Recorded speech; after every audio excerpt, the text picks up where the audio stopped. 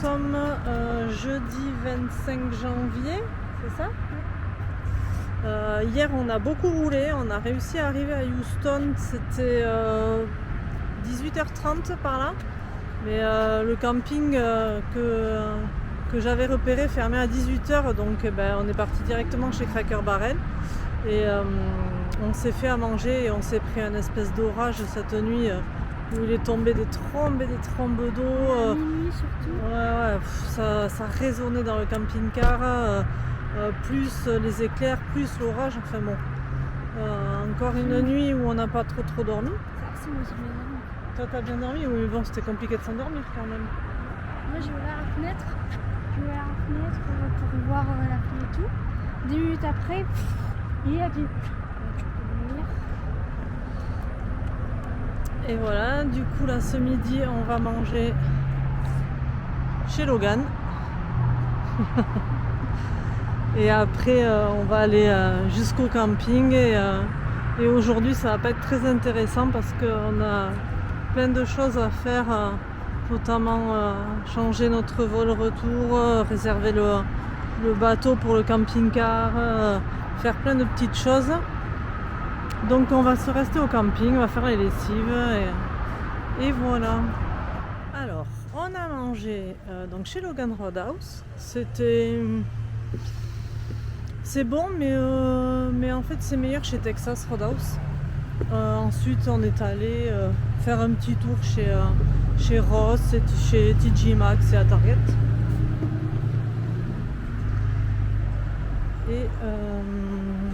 Et on est venu au camping. Donc un camping à l'est de Houston. On est à une demi-heure de la NASA. Et il est joli, hein, enfin il est joli. Il y a une jolie piscine avec jacuzzi. Et après le camping est tout en long. Il va jusqu'au fond là-bas. Et là c'est le bâtiment à l'entrée où il y a tout, les douches, les toilettes, la laverie, pour faire le check-in, il y a tout. Donc voilà, on s'est fait notre petit check-in. Et là on va pour se brancher et en fait Mathieu se rend compte qu'il nous manque un câble qui vient de France bien évidemment, qu'on ne trouve pas ici. Donc impossible de se brancher. Il a appelé le camping de Lafayette, le dernier camping où on était, et effectivement on avait oublié le câble là-bas, donc on ne peut pas se brancher. C'est pas grave, on avait besoin de faire les lessives de toute façon, donc mais pas d'électricité, point, c'est tout. Et du coup il nous l'envoie dans un coa à Austin. Et il va falloir qu'on attende de recevoir le câble, quoi. Donc je sais pas si ça va nous mettre en retard dans l'itinéraire, mais bon, c'est pas grave, on avisera. De toute façon, on peut pas continuer sans ce câble, donc sinon on se branche plus jusqu'à la fin du voyage, ça c'est pas possible. Donc voilà, en attendant, on fait nos lessives, on va faire ce que je vous disais tout à l'heure, ce qu'il nous reste à faire, je sais pas si je l'ai dit, il me semble. Et voilà. Demain on va aller visiter la NASA. Et là je vais mettre mon linge à sécher.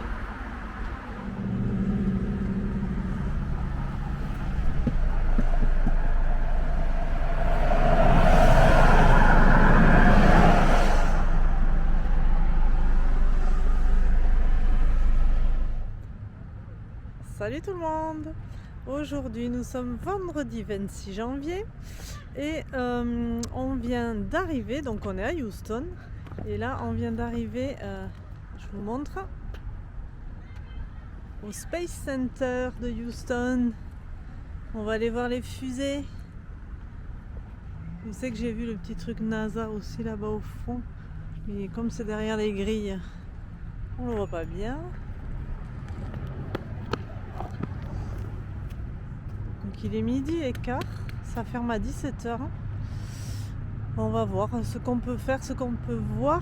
Je sais même pas combien ça coûte, on n'a pas regardé. Je crois que c'est dans les $30 par adulte. Je vous dirai ça dès qu'on aura payé. Mais bon. Bon, ça y est, on est rentré. Alors on a payé, on a acheté les tickets du coup sur le site directement parce que c'est 5 $ de moins par ticket. Donc on a payé 29, je crois que c'était 29,95 par adulte et 24,95 pour enfants de 6, je crois que c'est de 6 à 11 ou de 3 à 11. Donc on en a eu pour 118 et des poussières. Et là on est rentré. On va passer le contrôle de sécurité. Même pas, on va passer les tickets pour pouvoir rentrer ici. Allez, on y va. Bon, ben allez, hein. On est rentré. Maintenant, il n'y a plus qu'à visiter.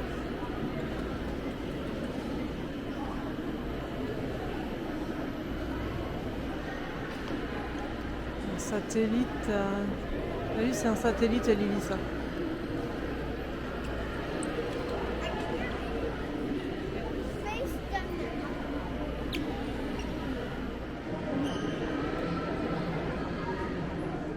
Ça, c'est leur chambre.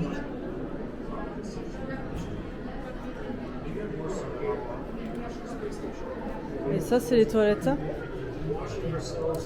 Ils n'ont pas intérêt à se louper, quoi.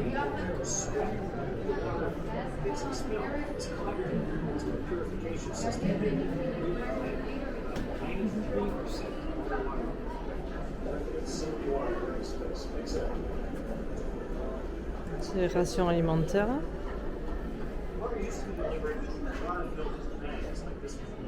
Ça, c'est des plants de radis. Alors, ils essayent d'attraper des objets.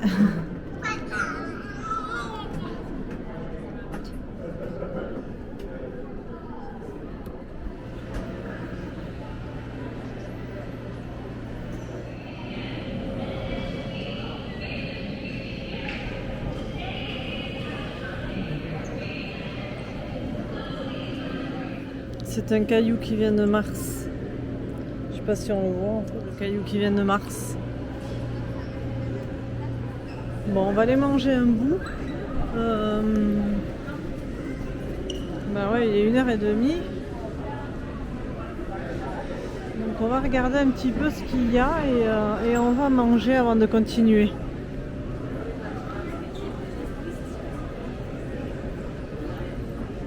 Alors, ça c'est des salades.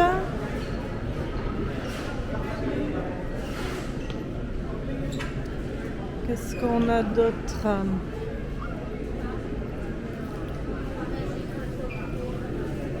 Là, on a de l'asiatique, non? Ensuite, on a comme des espèces de pizzas. Là, c'est les pizzas en tout cas. Et hein? Là-bas, je sais pas trop ce qu'il y a encore.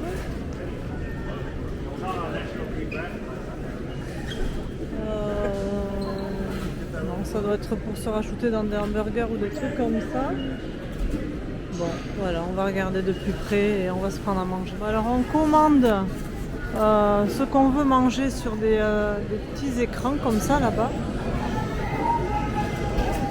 Où est inscrit le nom de l'endroit où ça se trouve. Et là nous on a pris des pizzas avec les enfants. Mathieu a pris des quesadillas et j'ai pris une soupe chinoise aussi. On va regarder ça. Bon appétit! Bon, alors là on est parti pour faire un tram tour.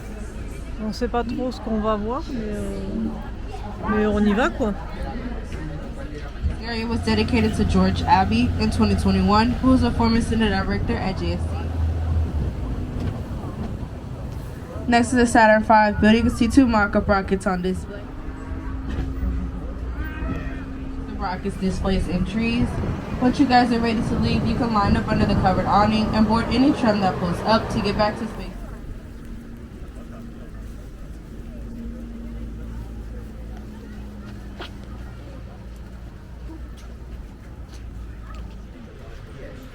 C'est immense, ça arrive même pas à rentrer dans la caméra en entier.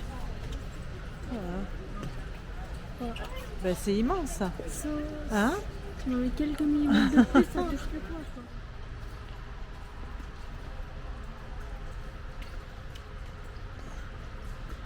J'en reviens pas. Comment c'est énorme. Je pensais pas que c'était si gros en fait. Mais je pense qu'on s'en rend pas compte. Hein. Non, mais de haut, Loulou, de haut, ça fait plus de 10 mètres. Hein. C'est, le long de la fusée là sur le mur, il y a toutes les missions Apollo qui ont été accomplies. Là on est sur Apollo 11. Et ça décrit en fait toutes les missions qu'il y a pu avoir. On va aller jusqu'au bout. Apollo 13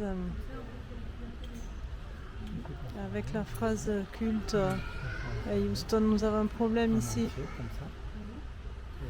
Et là on est au bout de la fusée qui en fait est divisée en quatre capsules. Je sais pas si on peut dire comme ça, mais et donc il y a l'histoire jusqu'à Apollo 17. On va aller voir dedans. Enfin, voir dedans. On va essayer.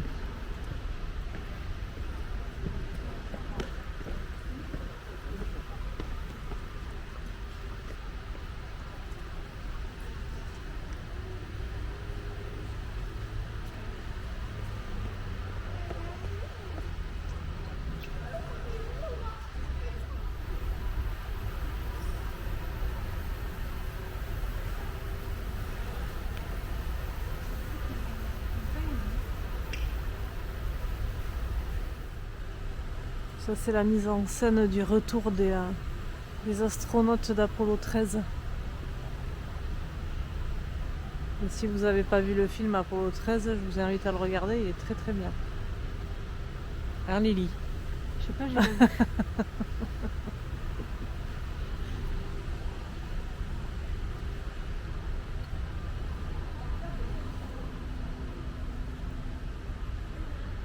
Et là on a nos trois chevreuils de l'allée qui sont toujours là. Je ne sais pas si vous les voyez. On est là, on passe à côté d'eux dans le petit tramway. Et là-bas, le troisième. Ouais, il y en a trois, ouais. De l'autre côté, on a les vaches à longue corne. Ouais, et derrière nous, on a 4 mecs qui parlent très très fort. Voilà, la navette nous a déposé au niveau de l'avion. Donc on monte. On va aller voir quand on va monter dans l'avion en fait. Et après on va aller au-dessus dans la petite espèce de petite fusée. Hein?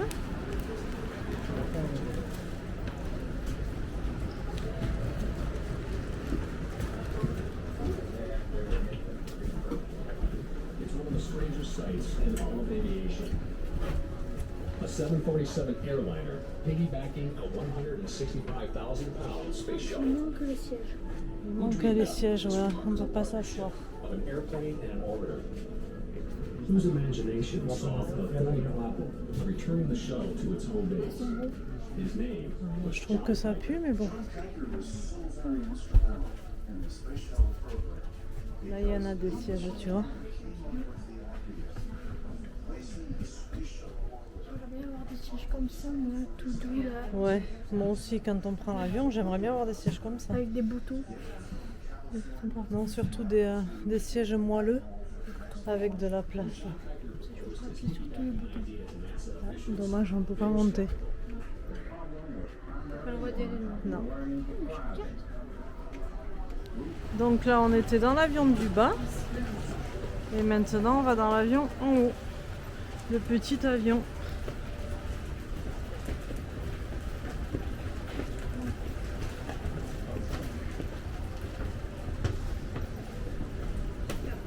Aïe. Allez.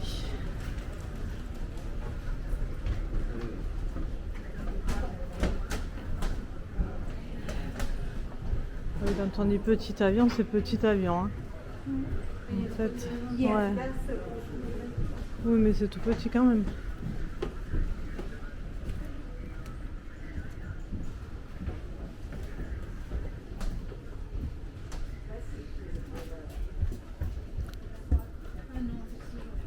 Oui, oui, c'est...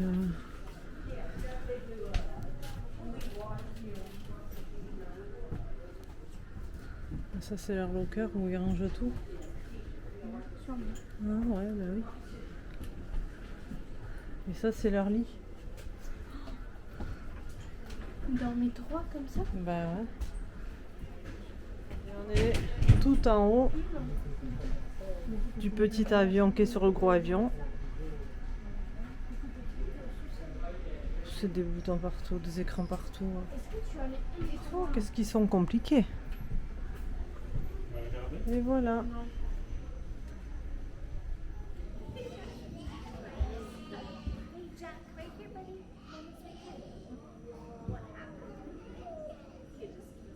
C'est trop marrant. Et tu vois, ils ont le petit passage là-bas pour se faufiler.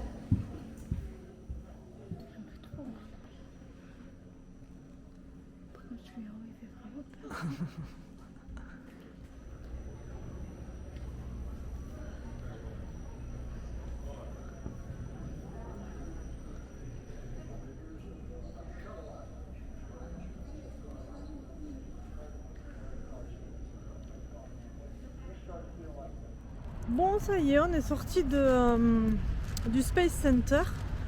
Ils font un compte à rebours à 17h pour te dire que 17h, hop, c'est fermé. Bon, on avait fini de toute façon.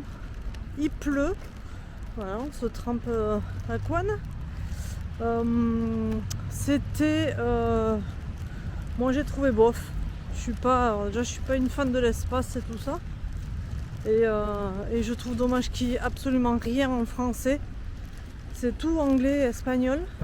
Et il n'y a même pas un fascicule, il n'y a rien en français. Donc au final, on ne comprend pas tout ce qu'il y a. Ni où on est, ni ce qui s'est passé. Si on n'a pas un traducteur et qu'on se traduit tout, on se traduit pas tout. Mais bon, après c'était chouette de voir les fusées. Mais peut mieux faire. Peut mieux faire. Et toi? Pour ce prix-là, on aurait pu monter dans une fusée. Oui, Logan il voulait monter dans une fusée. Il y a des trucs qui sont sympas, hein, mais c'est après c'est grand et puis il y a plusieurs tours à faire, mais il faut s'inscrire parce que sinon, nous sur les 3 on n'a pu en faire qu'un, donc voilà, ça ferait genre il faut venir à plusieurs jours pour arriver à tout faire. Donc non, après c'est sympa, c'est à voir. Il y a plein de trucs qui sont bien faits, bien expliqués et où on voit vraiment la vie qu'ils ont quand ils sont dans l'espace. Mais bon, voilà, il y a un petit goût d'inachevé. Toi, t'as aimé? Bof. Ouais, bof. Et toi, Lily? Moi j'ai bien aimé. C'était bien, c'est juste dommage qu'il n'y ait pas de traduction en français, donc on a presque rien compris. C'est juste ça.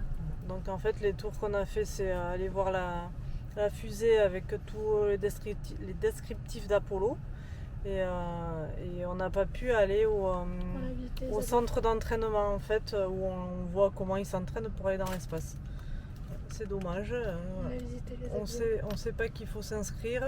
Quand on veut y aller, on nous dit ben non, il faut s'inscrire et là c'est complet. Mais c'est sûr. Bon, surtout que c'était 2h et que ça ferme à 5h. Quoi, ouais.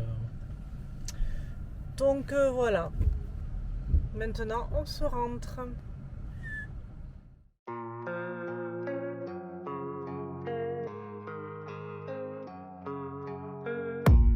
I don't really know what comes next. I'm just doing my best, even though I'm so stressed out.